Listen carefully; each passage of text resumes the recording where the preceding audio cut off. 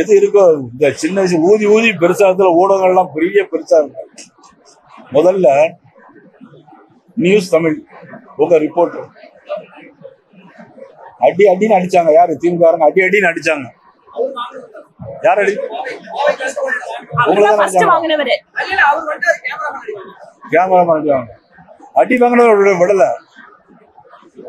News Tamil அடி வாங்கினத விடல. ஆஸ்பத்திரி இருக்கும்போது யார் அடிப்பட்டவங்க மேலே எஃப்ஐஆர் போட்டாங்க நியூஸ் தமிழ் சேனல்.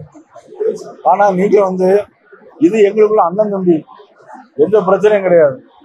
நீங்க எங்களை பெருசாக்குற மாதிரி நினைச்சிட்டு இருக்கிறீங்க. ஒண்ணும் நடக்காது.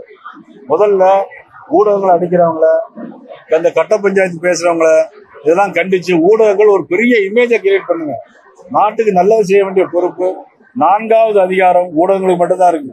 Prime minister of India, prime minister of president of India, prime minister of India, vice president of India, அடுத்தது நீங்க தான்.